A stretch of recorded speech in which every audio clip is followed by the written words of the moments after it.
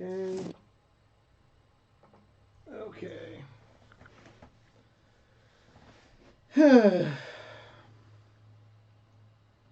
It appears that we are, in fact, live. There we go. Hooray! Um, put it out there for all of us, all the fine folks. And then we'll get this party started.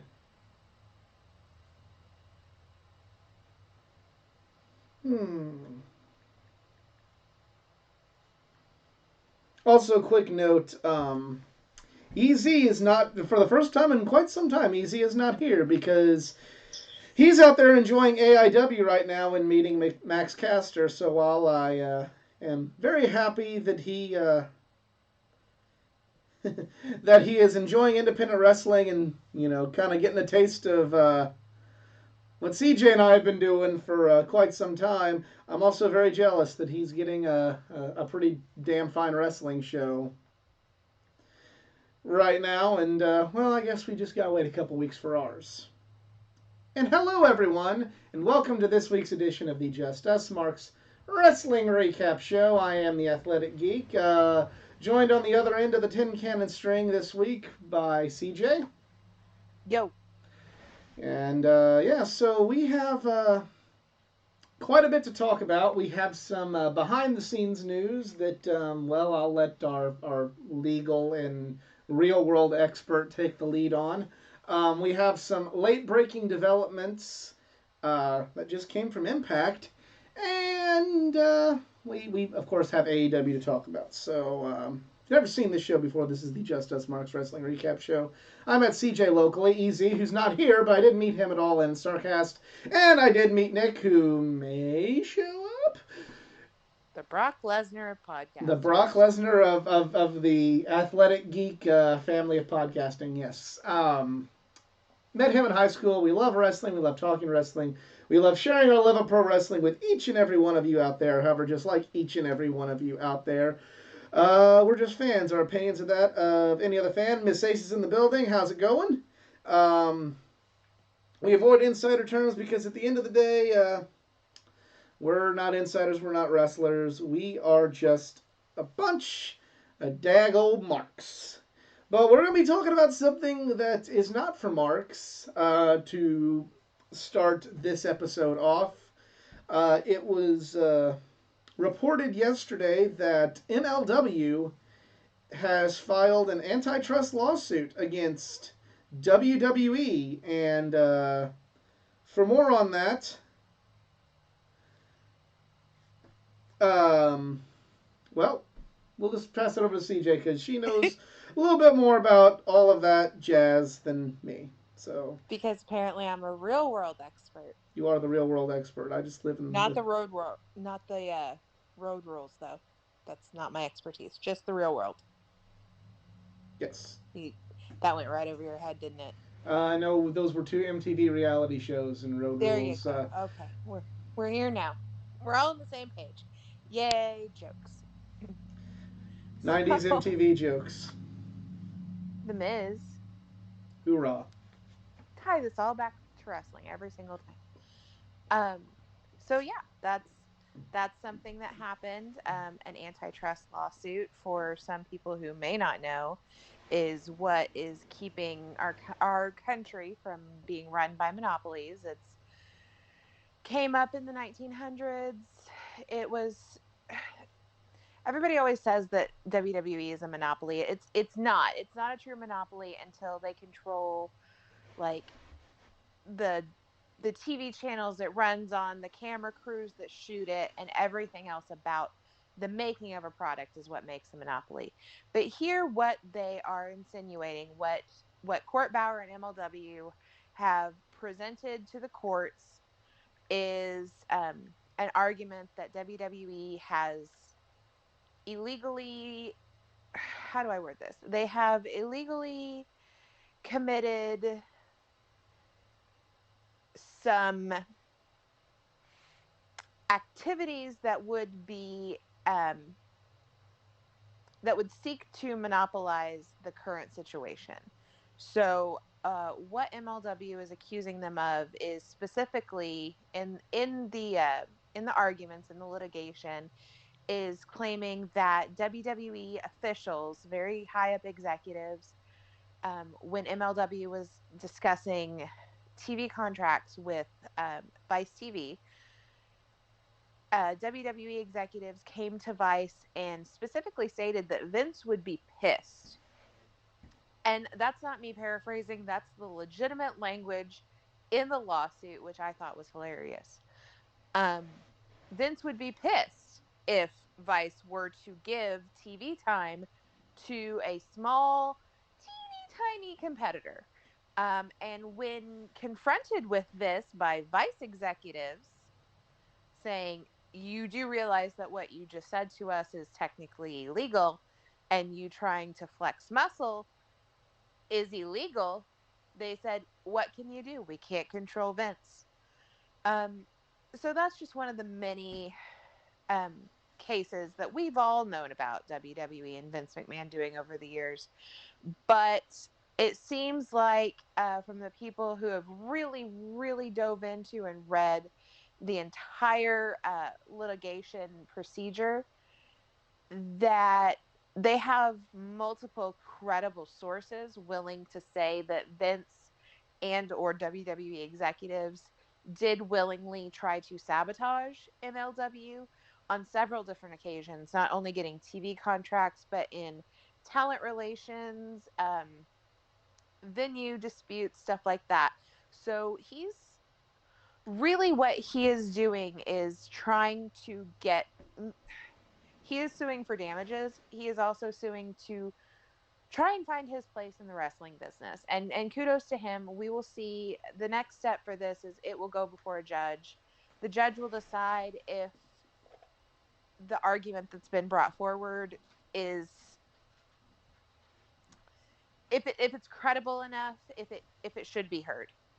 And if that's decided, then we will really, really go to court, and the whole circus will start, and we'll see. I think for the first time, really, in a long time, we'll see a large legal battle for the WWE. But I believe this will be their first antitrust suit officially. So it's an interesting time for the old wax man. Um, I'm really what can happen if MLW wins this suit? Like will there be other issues, other suits that can follow? Because it's funny, you mentioned that, and that being against the law when, like, on WWE documentaries about AWA and uh, Jim Crockett Promotions and stuff like that. It seems like Vince just kind of did the same thing. Um, Vince would come in and tell everyone, "Hey, don't carry Vern Gagne's wrestling show. It's not that good. Look at what I have. Look at all the production I have, and look, that's Hulk Hogan, and look at all the stuff I got, and you know." Well, Other that companies fold, or hey, you want to carry Jim Crockett Promotions Starcade?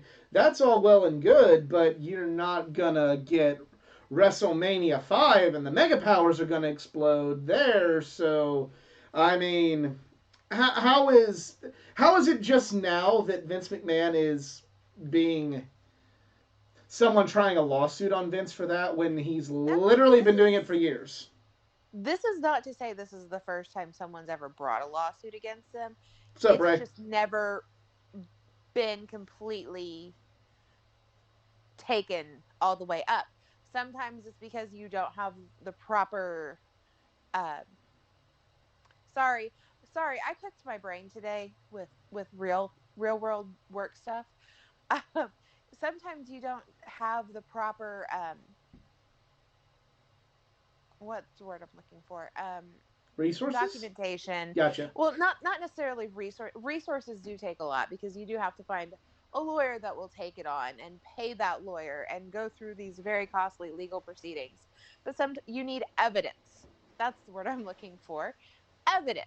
You need concrete evidence, not a he said, she said game.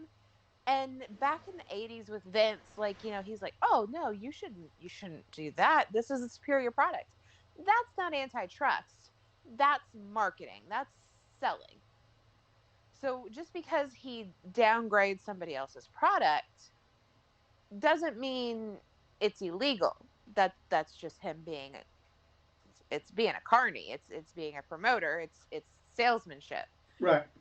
It's when he uses we've kind of talked behind the scenes a lot um in the group chat about like why AEW didn't bring Full Gear to St. Louis, and the fact that there were empty buildings that were available, but they weren't really available. And we kind of know why, because that's been WWE's home. They don't want to ruin that relationship. And a lot of people, I think, kind of think sometimes like, oh, well, why isn't that count? Sometimes these choices are the choices of those buildings to only do business with certain people. And we can't fault one company for having better business relations. It's kind of like when you walk through Sam's and the guy from T-Mobile is standing there trying to sell you a cell phone plan, but you're perfectly happy with your Verizon plan. You're not even going to give them the time of day. Like, no, thank you. I'm good. Thanks. Bye. Mm-hmm. Do Yeah. does that kind of make sense? Mm-hmm.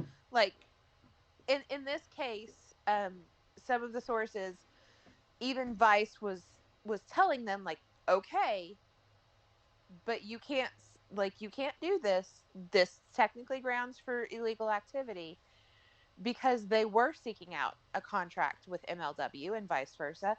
And WWE really is not. It's not a conflict of interest with other programming.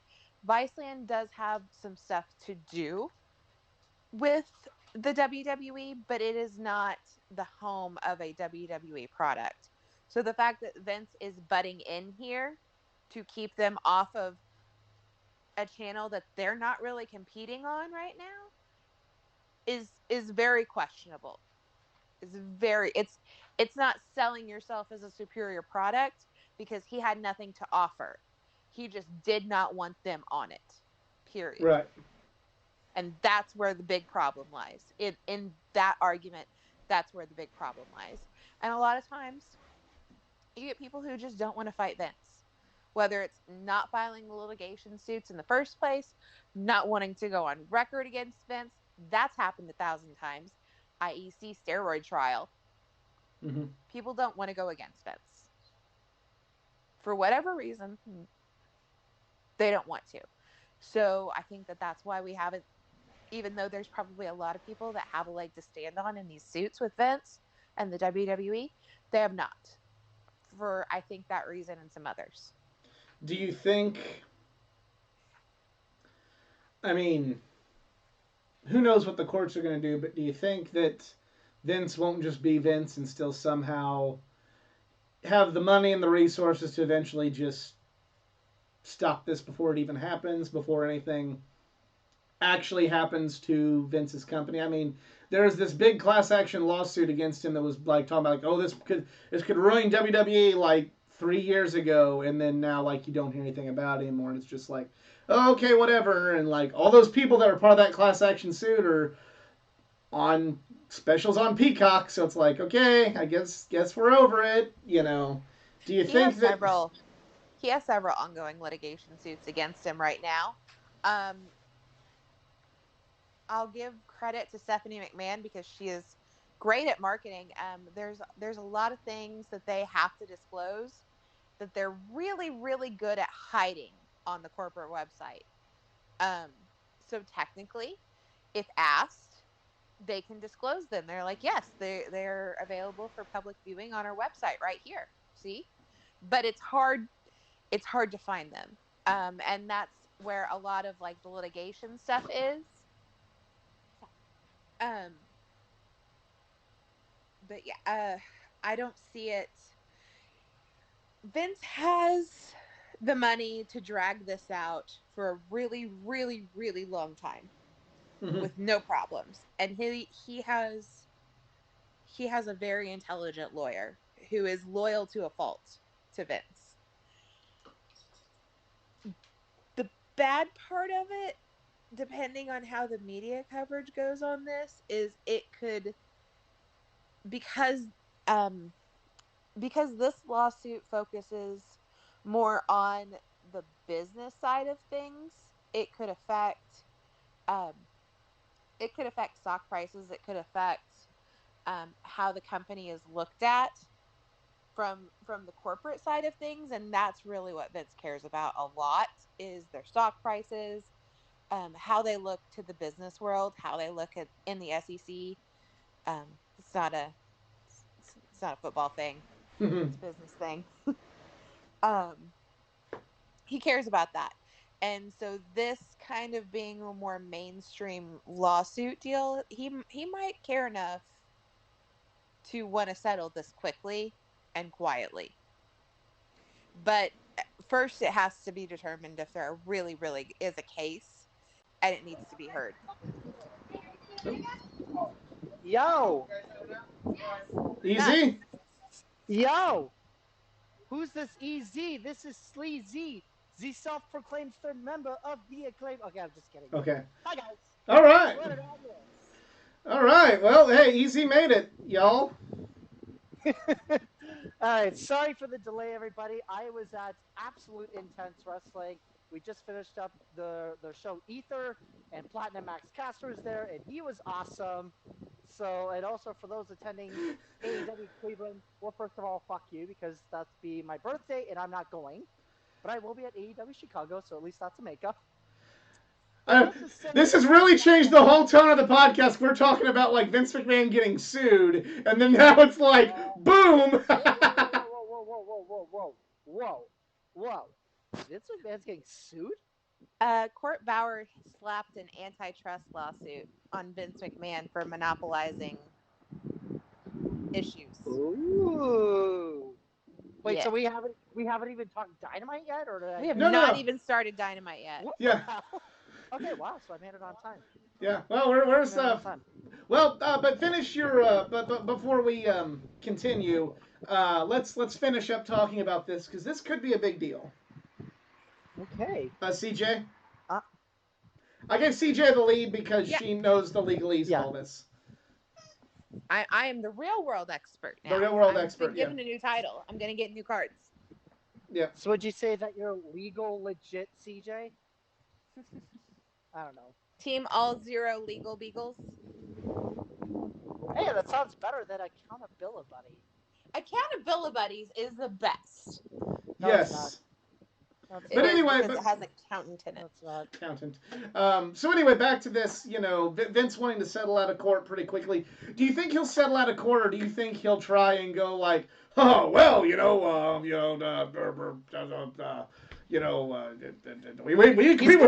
we compete with sleep. He's gonna bring back stand up to WWE, isn't he? I don't think He's- so. He's gonna bring Please back God, no. Teddy's War Room. That's what he's gonna bring. I am about to have surprise. Shout out to our friend Patrick. We haven't seen Billionaire Toadie's Wrestling War Room yet. Just wait. But anyway, okay. Anything else? Yeah. Anything else that needs added on this? I don't think so. No. Okay. So, next thing, we're not really going to cover it this week, but it is something that will soon be covered every week on the channel. So, NWA Power has been put back on YouTube for free, along with their secondary 30-minute show, NWA USA. So, NWA and covering the NWA will be a part of the show again. So, we definitely encourage all of our viewers to subscribe to the NWA YouTube channel and check out NWA USA and NWA Power. Because one, it's just entertaining shows, and they're free. They're for free on YouTube, so you know. And Camila's the champion. And Camila's the champion, and so is Trevor Murdoch, and so is Chris Adonis. So, all of the things. And then also kind of tapering off of that, today on Impact Wrestling, I have not seen it, but I have seen the clip. Um, uh, some guy named Matt Taven that nobody cares about, Mike Bennett and Maria invaded the Impact tapings, Impact Zone. the Impact Zone, and threatened the former Tom Phillips. And then when D'Lo Brown intervened, they beat the shit out of D'Lo Brown. So the ROH invasion is alive and well on in Impact Wrestling, and coming out with the news that Supercard of Honor will happen. The ROH mission statement has changed a little bit to kind of go back to the traditional way of doing Ring of Honor. It's definitely. I'm hoping this is good things for ROH, especially now with all these releases and AEW just kind of being at somewhat max capacity on the male wrestling side. This is definitely a good thing for ROH, and a good way to get them some more exposure, because I definitely think that the ROH invasion of Impact will do more to help ROH and Impact than AEW did. Yeah, I saw the notification like while I was at AI Dub, and it's like, okay, this will be cool. I guess it'll give me something to do on Thursdays or whatnot. On Thursdays before we go live, yes. I'll monitor this. Were you not busy on Thursdays? I'd say, yeah, you know. I'm talking to you bastards. Bastards, we pack. Yes. Can't see. I can't see. I don't know. What do you think? We can see clearly. What do you think, CJ? No, I think it's a good move for all the people of ROH. I'm gonna have to watch it. I haven't been able to watch it either yet. I'll have to watch it to really know how I feel about the whole invasion angle. You have to do it exactly right, or else it just like womp womp womp. It In turns my into opinion. WWE versus WCW. Yeah, I wasn't gonna like totally call him out since I just like blew Vince's whole litigation thing in the water. But yeah. But yeah. So, But here's what you're going for. Like it has to be. Both sides got to be happy. Someone's got to be the right team to win. And personally, I think Ring of Honor winning this invasion angle, whatever the hell they're gonna do with it. But here's it'll make them look like they're back on top. But that's true, but you also can't just you also just can't let your own product look like shit, because Impact for the last year basically played bitch to AEW. So they can't keep letting themselves look bad all the time. Well, and they also did kind of get, I mean, if you're going for a whole war thing, Deonna Purrazzo did win the ROH Women's Championship. So there's a strike for Impact. I mean, yeah, it's just one like sanctioned match, but she did take your championship. Right. So there's that. So yeah, definitely some big things on the horizon there, and hopefully, you know, I remember I said when Samoa Joe got released last week that I kind of wanted to see Samoa Joe in NWA. I want to see if ROH comes back, and you know, with the ROH Impact War, I definitely want to see Joe there. That's where I need to see Samoa Joe. But I wouldn't complain about him being in the NWA either. So that is all of that. It is now time for us to talk about Rampage from Friday night. The first match was a good match until, unfortunately, a real-life injury occurred with Adam Cole versus Jake Atlas. Really good match. Good stuff from Jake Atlas, who I'm not completely familiar with, but I was impressed with him until, unfortunately, he got hurt, and we saw the most ginger leg lock in the history of wrestling applied to Jake Atlas. But what did everybody else think of this match? It was good. It's like it's funny, even the broadcast team kind of pointed out, it's like they worked for the same company but never crossed paths. And I'm like, I wonder why.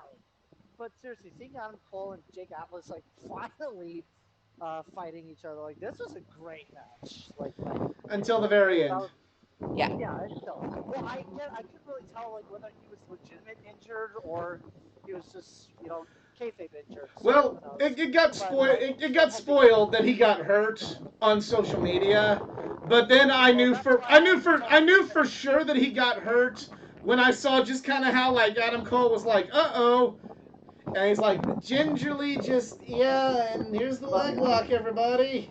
Well, yeah, that's why, and thank God for Twitter for not spoiling AEW Rampage, because like that's why I don't really pay attention to it. Um, I don't know, CJ, what'd you think? Yeah, I thought this up until that point it was a good match. I didn't have like any high expectations or anything for it going in. Um I was kind of familiar with Jake Atlas from his NXT run and everything, but he never really did much of anything there. So like, okay, so that's what we're doing. We're gonna sign him. I guess it's kind of a good thing for him that he did get signed before this match because he did. I don't know the extent of the damage, but from what I heard, it was like a total knee blowout, and That's not good. Hopefully, catastrophic. wish him a Um, speedy recovery and hope he can come back at 100% because that is bad. yeah, It'll be like just at this least a one month or match, so. just this one match showed me way more from Jake Atlas than his full run in NXT, which wasn't Hey, super Which wasn't, long. yeah. hey, at least we saw Jake Atlas fight a lot sooner than Veer. Where the hell he's gonna be on Raw? He'll I'm probably debut. He'll good. probably debut at the Royal Rumble, and we'll get to see Veer. Yeah, And I'm real good not seeing Veer, to be 100% honest about that. It's like Emelina. It's like, when is she coming? Who gives a shit? well, but speaking of things we had to wait a long time for and they paid off, the next match on Rampage is Hook versus Aaron Solo, and Hook continues to Yes. compress. Gotta love Hook. You don't even know me. I love that fucking I, name. Let's say, is it safe to Well, say that all it's three an of old is it rap safe to song. say that all three of people on this podcast are hookers? No, You're not a I'm hooker? pumped. No, No, no. I'm I'm just pumped. Hook's fans are called hookers. They're like No, I'm they're like the test I'm fans just being called the pumped. testicles back in the day. I'm just pumped on his fighting skills. And definitely, sorry for hearing background noise because I'm still walking outside. But I'm immediately going to make him as my breakout star of 2022. Pending he doesn't do anything stupid, but as of right now, it's safe to say Hook is going to Or be if one of my someone breakout else stars. comes along, just saying. It's Hook though, and I think Hook's going to be the FTW champion one day. Yeah. no, no. Sorry, Ricky Starks, but no, it's Hook. I'm not a hooker. I'm starkly against that. Okay. Well, I So like. if you're not a Hook, forget it. I'm I a was hook. going to do a really bad joke. Sorry. No, I'm Are a you hooker. a Hook? I'm a hooker. Okay, I'll you're admit it. a I am a hooker. But yeah, good match. Hook. I mean, he's still got some stuff he's got to do. He's not. It's not. He's not well rounded yet. He's still green, but this is like what his third ever match. So Yep. there you go. Has he even debuted on Dynamite yet? Has he? I'm not sure. I don't think I don't so. know. It's like Rampage only only. matches that. Yeah, but I don't think these were his first three matches. Like, I mean, yes, they were his first three matches on television and probably for AEW, but he's he's been training, so I'm sure he's had some matches somewhere. Yeah. Well, I'm sure like he's done probably. I'm not saying he did, but probably did some AEW Dark. But I don't know. He didn't do any AEW Dark. He That was didn't Oh, he's no. done not Dark. that they've ever televised. Okay. Or Um. YouTube televised. So the next match is Ruby Soho and Riho versus Britt Baker and Jamie Hayter. Kind of your standard basic tag match. Like everybody like wasn't bad, but it was just basically it was a spot filler to go into Battle of the Belts, which was the next night. Still I was disappointed with the ending. I'm sorry.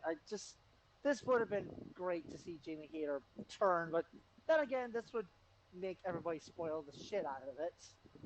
that But and there's still a You, lot of tension between those two. there's still the timing is not right yet. You gotta wait for the timing to be right. Britt Baker has to lose that title before Jamie Hayter can turn on her. In my I don't think opinion, that's going to happen. I think that Jamie Hayter will be Britt Baker's defense at Revolution. you think I think so? she's got, I can yeah, see I that. think she's got one more successful defense of that title before she faces Thunder Rosa.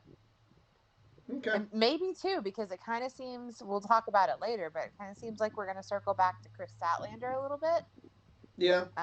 Maybe even Ruby coming back into the picture, but I think that Jamie's going to turn on her real soon, and that's going to be the catalyst for Britt defending that belt against Jamie Hayter at Revolution. And see if there's the hookers, and then I'm the haters. I don't know. We just need the play. We just need the players. We need the players and the. Well, those are CM Punk fans. I guess they I'm hate not. us because they ain't. They hate us because they ain't us. I guess I'm not a player then, but I am a hooker. Finally, we come to the main event, and it is Daniel Garcia in 2.0 versus Eddie Kingston and Proud and Powerful. And the one thing I thought was cool was instead that like the fight broke out immediately, they didn't do the face to face, and Mark Henry just had to be like, "Oh well, I guess the talking is over. It's time for the main event." Loved it. I saw. I was like, "You're like, no fucking shit. What have you been doing?" And he really showed his WWE side right there. Like, yeah, I have a line that I have to deliver, so I'm gonna go ahead and do it now. Like, again, that's like SmackDown versus Raw or my career modes, like script writing right there. I still think it's a cool line because it's over with the fans, and the fans still said it with them, even under those circumstances. And of course, there's a T-shirt on Pro Wrestling Tees saying it's time for the main event. Oh fuck yeah! Of course. I need to check out Mark Henry's Pro Wrestling Tees store because I'm sure with the career he's had, he's got some interesting ones that could probably make him some money on that website. But this was a good 6-man brawl. Like I said, Rampage was okay. It was just basically like a prologue for the next night, which we will get into right now. Battle of the Belts. So the one thing, my one issue with this is it was only an hour long. I feel like if you're going to do a primetime special, it needs to be at least an hour and a half minimum. But they did get a lot out of their hour, so kudos there. First match, Sammy Gevora versus Dustin Rhodes for the Interim TNT Championship. Yeah, I really like this match. Sammy and Dustin had a lot of great, just had a lot of great chemistry. Really did well. Just a good match, Definitely shows Sammy's versatility and shows that Dustin can still go. Can really still go. Can not only still go, but like can still keep up with a fast-paced young guy like Sammy. Like his match with Bryan was great, but Bryan also had the wherewithal. And I'm not saying that Sammy doesn't. Don't get me wrong. But Bryan kind of also has like the tendency, like, hey, I'm wrestling a 51-year-old man.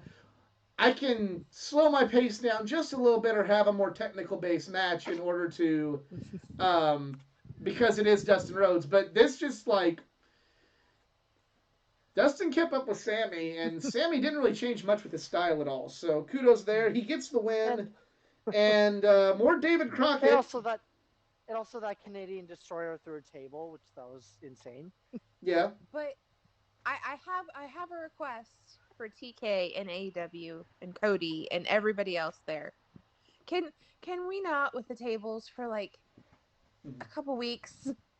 Cause I watched somebody Gumby up their arm on a table spot, and now I see them and they give me PTSD.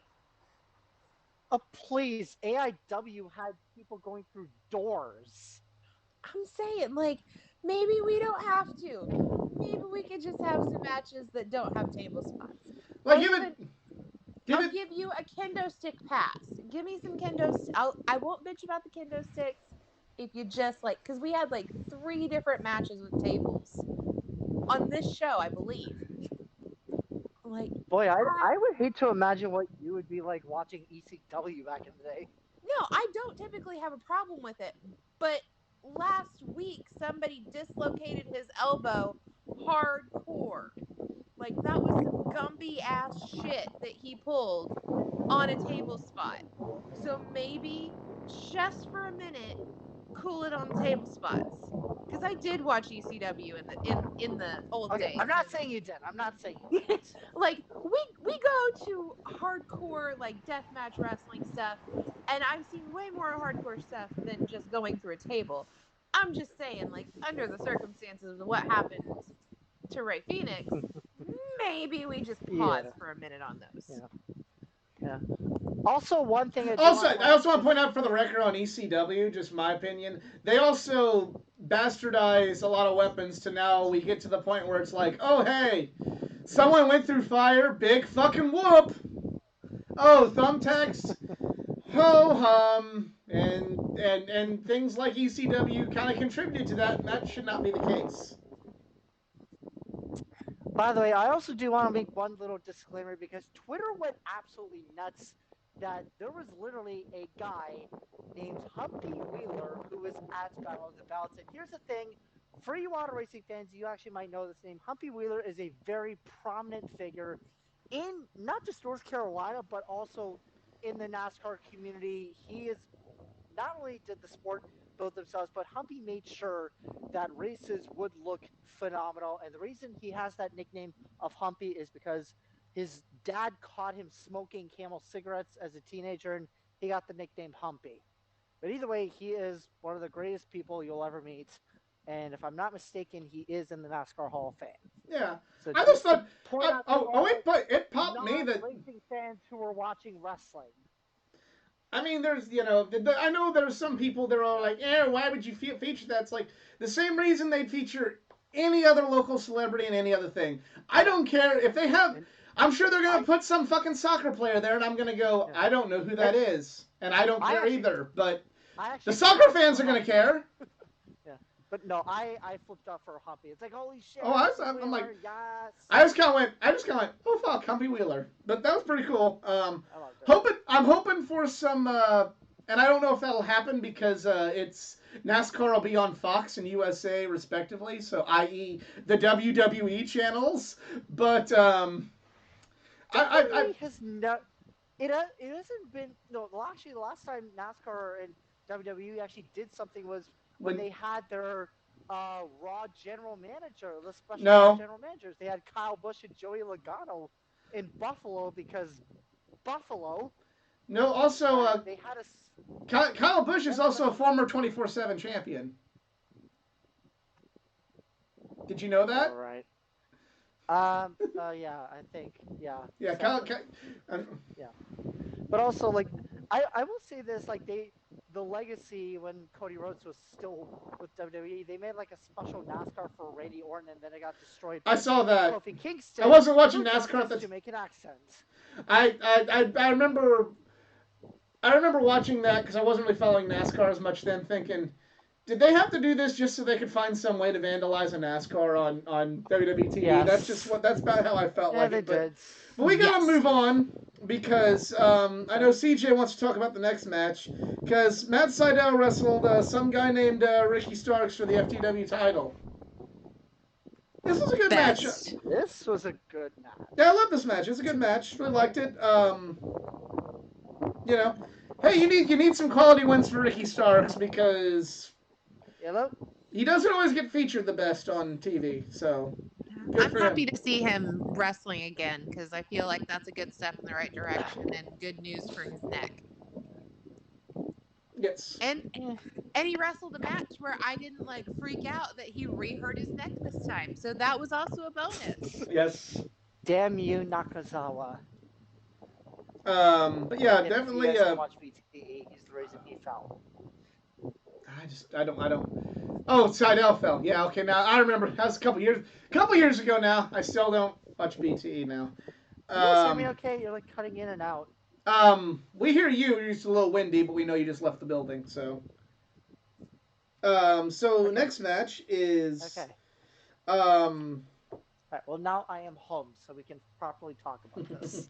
Well, the next it's a good match to properly talk about. It is Dr. Britt Baker, DMD, versus Riho for the AEW World Women's Championship. I really like this match. Great main event. Britt finally gets her win over Riho. More teasing for Okay. the Jamie Hayter split that is coming.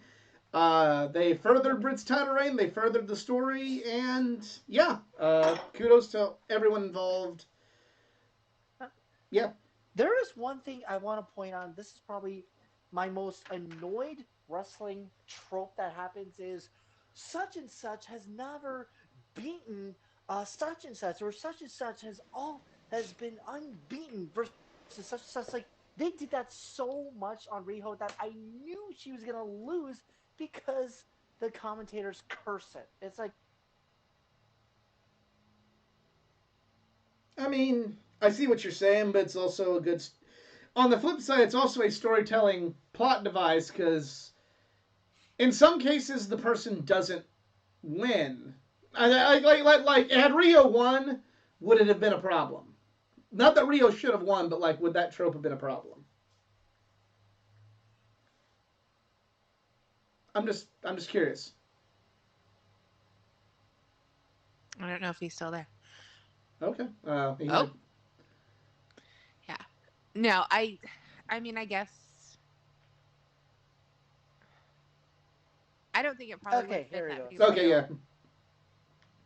Sorry, no.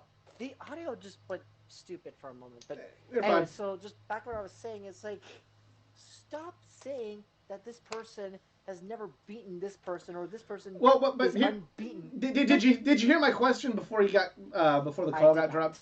I didn't Okay, hear any- I get what you're saying because Britt ended up winning and everything, but would it be a bad plot device if they bring it up and then the person didn't win? I.e., like, speaking of ECW, going way back, like, Tommy Dreamer's never beaten Raven, and then he has a match with Raven, and then he loses until, they keep bringing it up because eventually Tommy Dreamer has to beat Raven. Like, had Rio won the match, would you have those same kind of issues with the trope?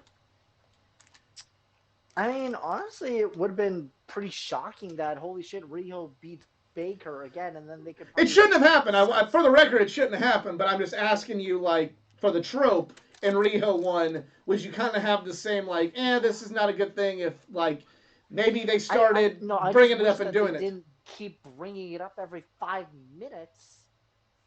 Like, it's like when you're watching baseball and you have a commentator say, like, oh, this guy is currently no-no through such and such innings, and then 2 pitches later, the no-hitter's broken. Like, Okay. it's just one of those, like, superstitious things where it's like, just don't say it, because you say it too much, then it'll be like Beetlejuice. It just pops out of nowhere. Okay. I know, great reference. CJ, what'd you think about all of this?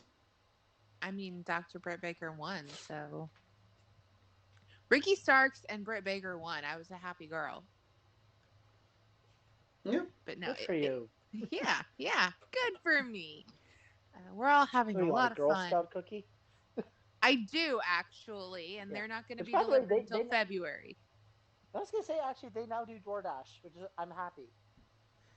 Oh, I still have my Girl Scout deliver them to me, but I'm special, so. Hey, we should get Girl Scouts to sponsor us. Give us free cookies. But fun trivia fact: I was in a National Girl Scout magazine when I was a kid. Hey, okay. I'm special. That can be your resume to AEW. If MGF got on because he sang to Rosie O'Donnell, you got on because you were a special Girl Scout. Yeah. I was a Girl Scout featured in the magazine. I went to camp. Did stuff like that. God forbid WWE I would did my use that 5th grade trope. play. TK, where you at? But yeah. But again, God forbid that WWE would use that as your gimmick. They probably would. That's why I won't sign with Vince.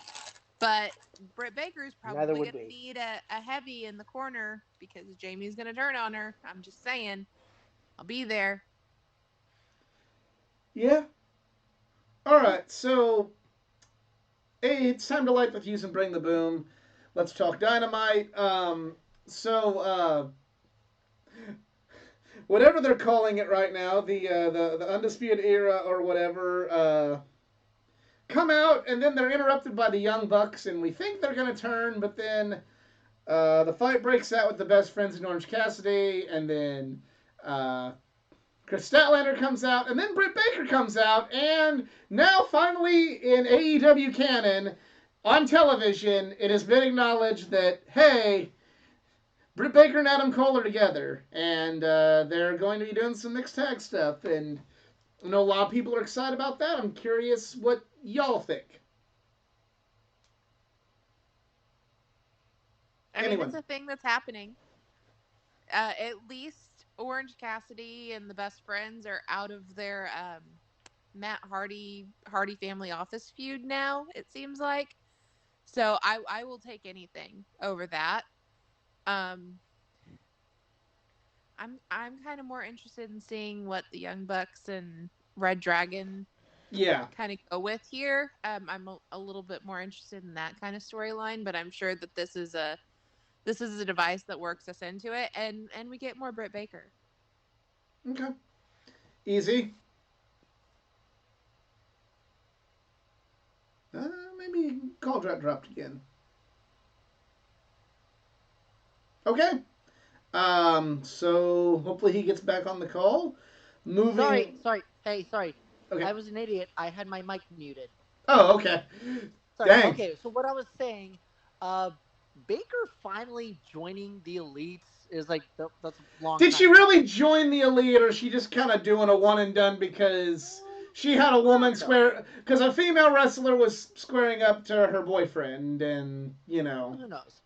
But also, I guess what I said while I was unfortunately muted, like I loved that like Baker stops the Bucks from kissing Adam Cole and just planted one right on him, and everyone just went nuts, including me, because like yes, finally the kiss that we all deserved.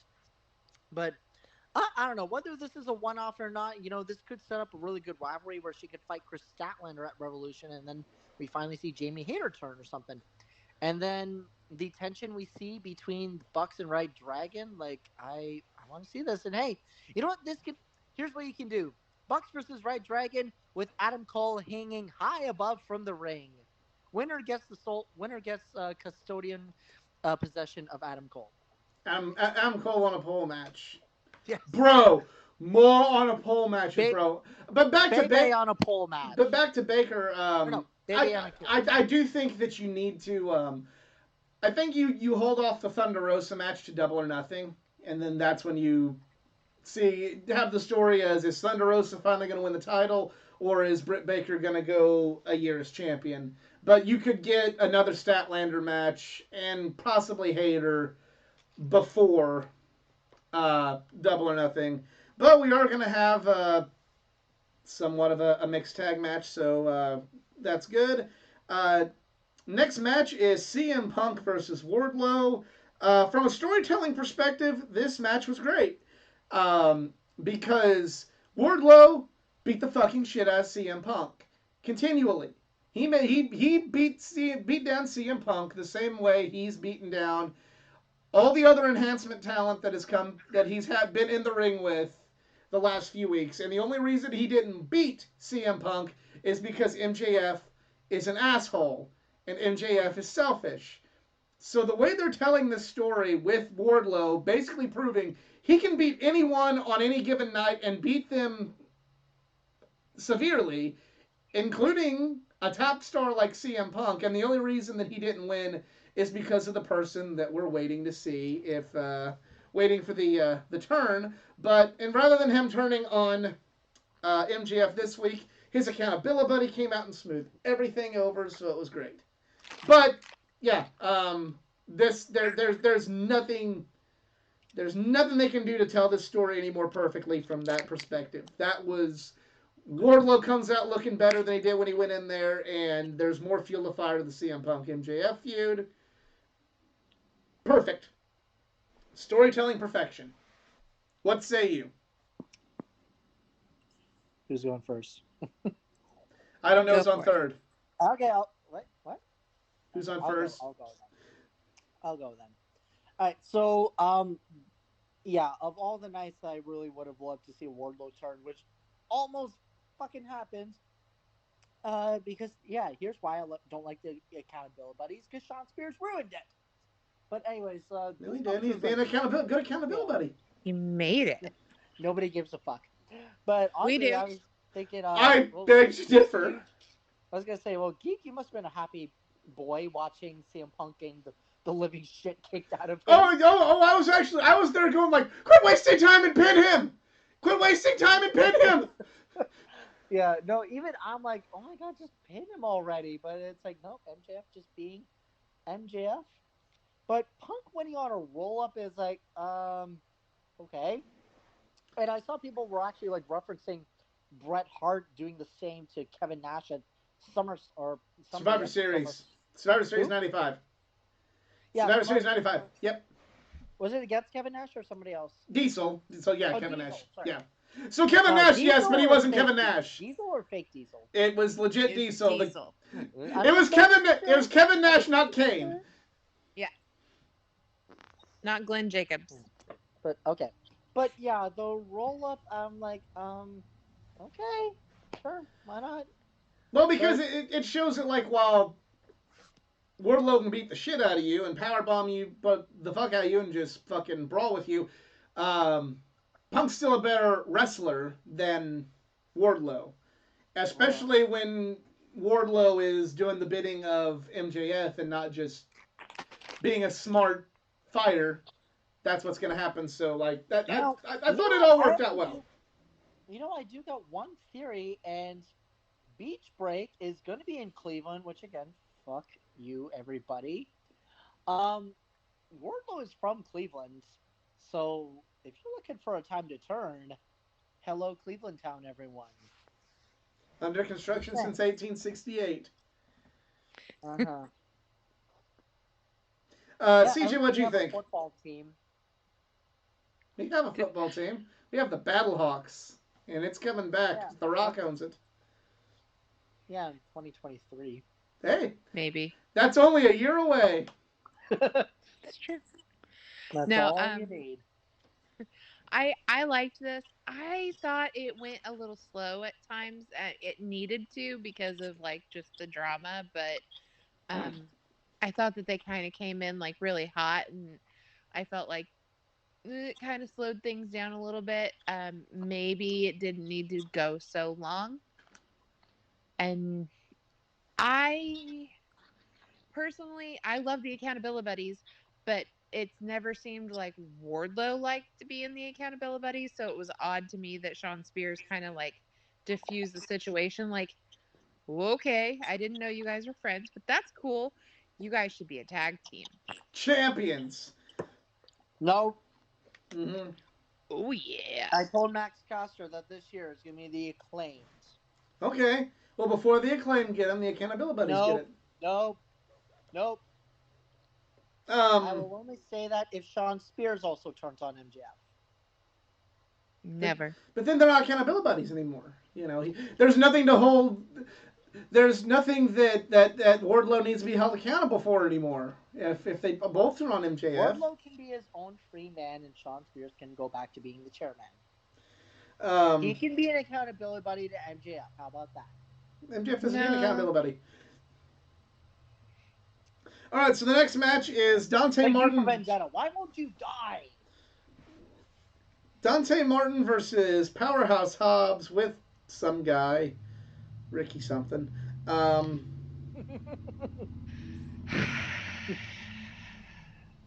His name's Ricky Sparks, right? Sparks. Absolutely.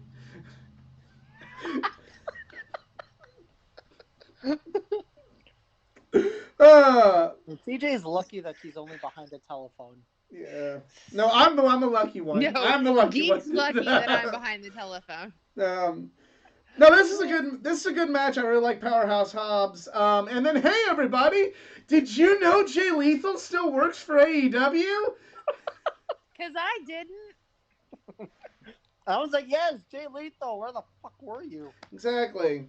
But yeah, basic match. It gives Jay Lethal something to do. I don't know if this is what they signed Jay Lethal for, but he's doing something. So, But um, but I have a question. mm-hmm. We got answers. I don't know if you do. Where's Leo Rush? Well, Because his picture was definitely on like the preview for this match, and so that implicated that he was still attached to all this, and yet no Leo Rush. Now it's Jay Lethal. So okay, that's fine. Jay Lethal wants to just get up in everybody's business, even though this kid like turns on everybody.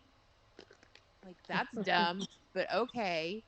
Okay, Jay, you want to be a hero, be a hero. He's going to turn on you, but that's fine. But where's Leo? mm-hmm.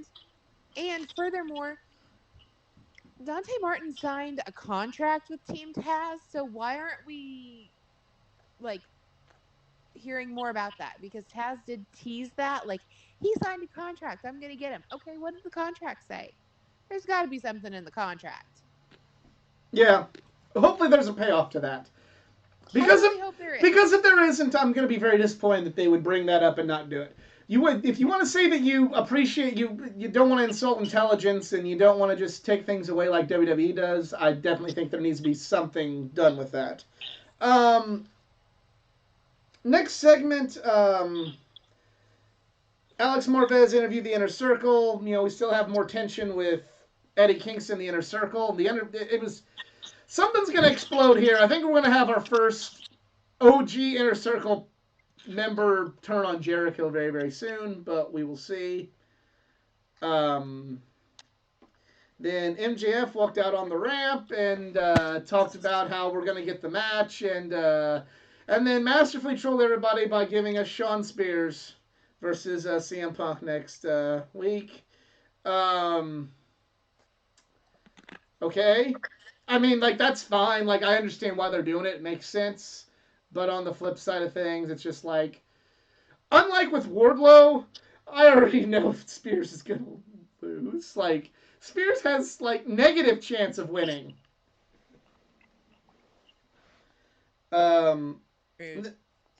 Unfortunately. Then we have Hangman Page comes out, addresses the crowd.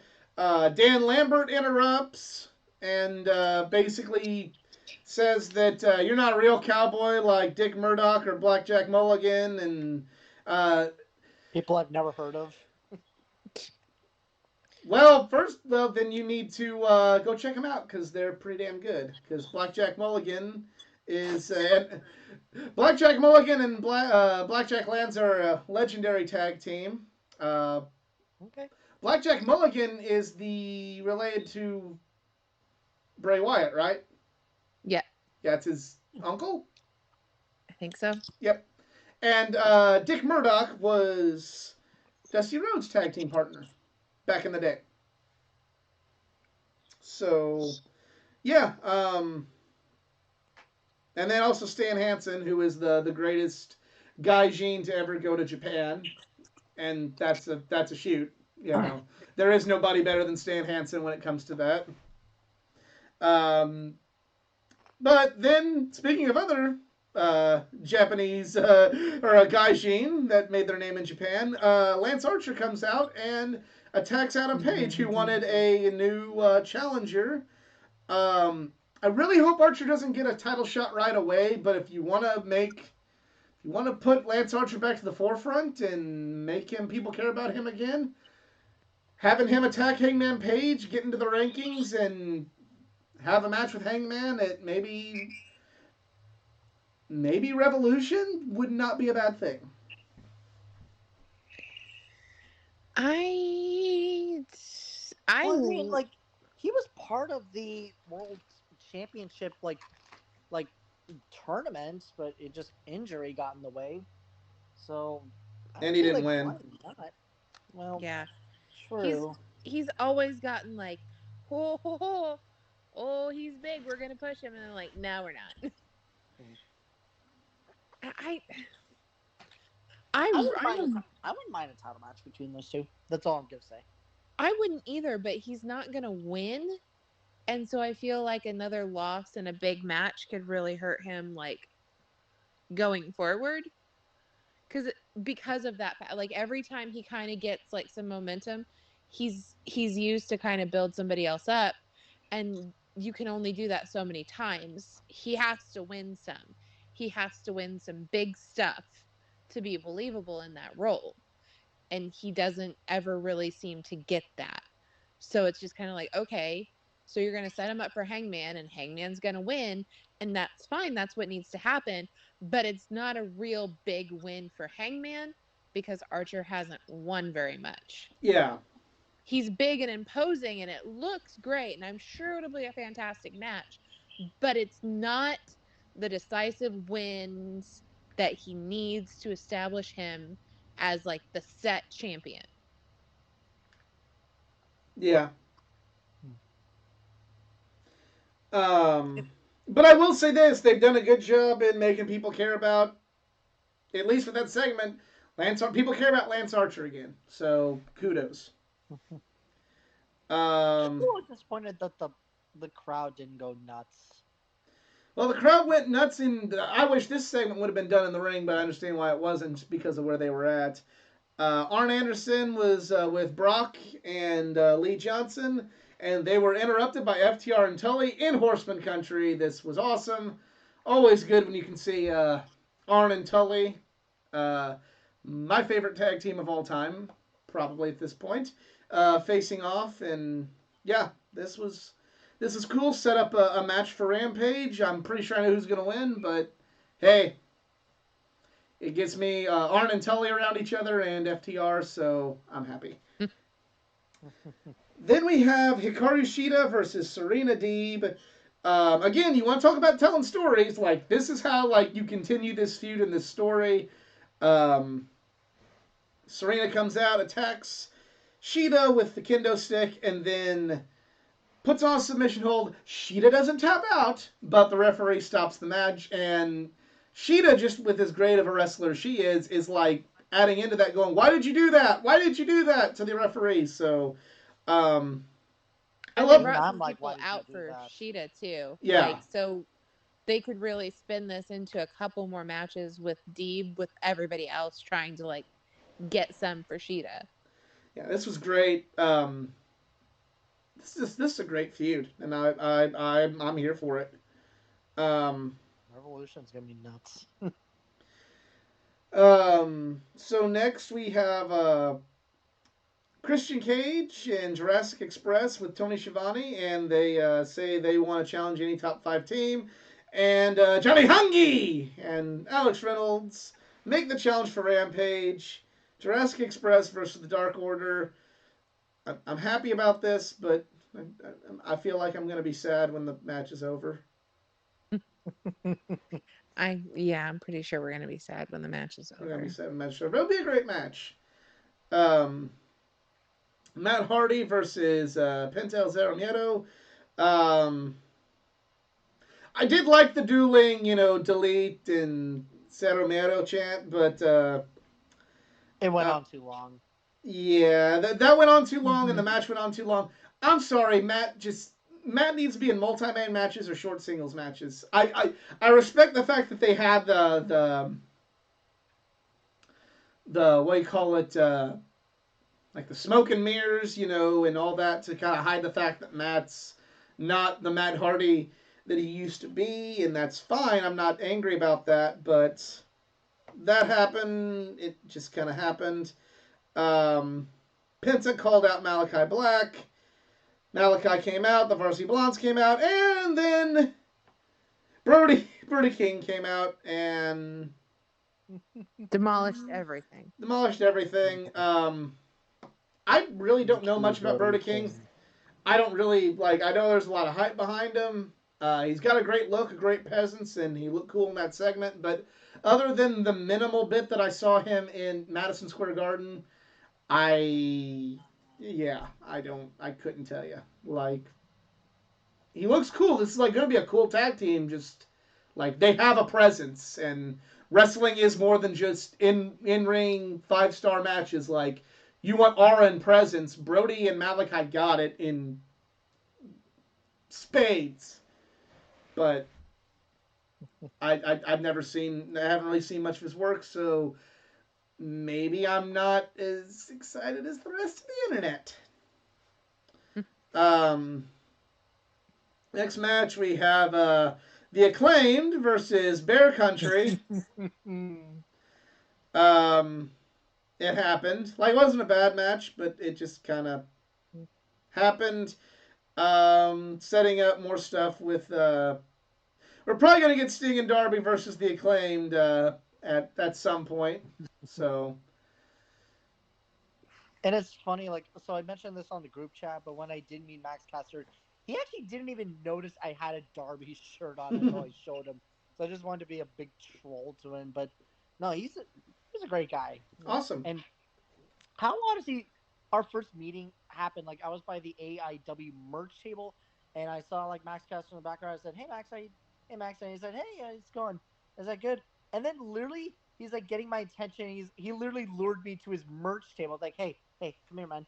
It's like a stranger telling a little kid, hey, I got some candy in the white van. You want some? Mm-hmm. But no, he did that little talking on me. It's like, well, yeah, you got Hey, you gotta hustle, man. He got to sell. He got to push the gimmicks, bro. He's got to push his gimmicks. No. And he got you. Yeah, he got you. And also, just a heads up for those who are attending AEW Cleveland. This isn't really much of a spoiler, but expect some Indians joke in his rap. Like, we kind of got a little bit of a preview on what he's going to be rapping at AEW Cleveland. So, and another reason I beg a giant fuck you to those attending, because I'm not going. But at least I will be in AEW Chicago. Yeah, we'll be doing a lot of other stuff, just not at AEW, unfortunately. But anyway, Pac can't see. There was a segment about Pac not being able to see. Andrade El Idolo wants to do business with Matt Hardy. Okay. And then, main event time, interim TNT Championship match, Sammy Guevara versus Daniel Garcia. Fucking Sammy Guevara busting out the great matches. I love Daniel Garcia. I enjoy Sammy Guevara. I love this match. So far, like, Sammy's been, like, a really good, like, most improved superstar. It's like, I wouldn't say to me, like, when I think most improved, and you know, when we get to that point at the end of the year, I don't know if Sammy would be most improved because he was already good. I know he's already doing better than his previous TNT title run, but like, when I think most improved, I think of somebody who, like, completely 180'd, you know, like completely 180, like and I think Sammy, like, he didn't, like, improve so much to where he'd get that honor, like, whereas, like, you'd have somebody like, say, a Ty Conti who would improve upon it. Like, did nothing last year. Didn't really have that many good matches, and then, like, now just completely 180'd. Had a great match on pay-per-view for the title. Like, that's the most improved. But as far as title reigns are concerned, after one defense, this one's already better than all of his previous TNT title runs. So kudos to Sammy. And the Inner Circle came out, and 2.0 came out, and Eddie Kingston came out, and all this fun stuff. hey, don't you mean Trevor, Terrence, and Phillip? Yeah. And David Crockett was there again. Is this gonna be a thing for the TNT title? Are they gonna sign David Crockett just to give to present the title to the champion every week? Yep. You know what? Just do it. Just do it. Oh, we have a spam bot in the chat, y'all. Yes, I'm a huge fan of Monty Python spam. We get it. No, he is A couple of spam reported, spam. And that is unwanted content or spam. Yes. Yeah. Bye. We say goodbye. I don't give two shits about a Walmart gift card. Oh, I do. Yeah, I'd like that right now. If you're actually offering, I'll take one. Like, please send gift cards, preferably Target. Screw that, Meyer. You don't We have don't have those. Kroger's. If Kroger, yeah. Kroger's cool. We'll take Aldi gift cards. Aldi. Yeah, send those our way. AEW? Oh no, Pro Wrestling Tee gift cards. I don't need any more T-shirts, but we do need gift cards. Like we'd like to eat. Yeah. We'd like to eat. Eating's fun. Okay, so I guess T-shirts just aren't a good diet then. No. Okay. It's high Well, fiber. I'm gonna need to be seeing a doctor soon then. Yeah, I meant to tell you about that. Like, dude, even with putting ketchup on it, it's not that good for you. But yeah, Sammy. Oh God, I want barbecue sauce. Here's the thing though. Sammy's having had that great match with Dustin, had this great match. They keep building Sammy up, and then whenever Cody's able to come back, when he's done battling what he's got to battle, like, first of all, the heat on Cody is going to be like second to none, and I'm here for it. So either Sammy's going to get his win back, and it's just going to be like, haha, epic for Sammy, or the heat is going to be so unreal when they unify those belts on Cody that it's going to be grand. And yeah, I'm excited. This was to me a very, very good episode of Dynamite. Like, not like a whole lot of, like, it was so much just very good, told simple things, everything moved along, had like one epic match, but it just kind of moved the stories along so well, set up everything so well for the future. It's like, it's a good storytelling episode of Dynamite, and yeah, really enjoyed it. I feel like we're not in a holding pattern anymore. We're starting to like move forward all across the board with like new storylines. Mm-hmm. Yes. Yeah. So good episode, good week, and yeah, definitely a lot to be excited about in a lot of different places in wrestling, and hopefully the momentum continues for a lot of these promotions. So awesome. And I think that's the show this week. I want to thank everybody for tuning in. Thank EZ for coming in right after his independent wrestling adventure. Definitely hope he continues to check out independent wrestling. Especially AIW, since it seems like they really bring it up there. But speaking of independent wrestling, next weekend be in Cape Championship Wrestling. CJ and I. So if you're in Cape Girardeau, come tell us that our show sucks and that we're going to have to do better next time. And we'll also be in Cape Girardeau this Sunday for Mick Foley's stand-up comedy. So if we don't get snowed in. If we don't get snowed in, yeah. Well, we can rent 4-wheel drive. We can make it.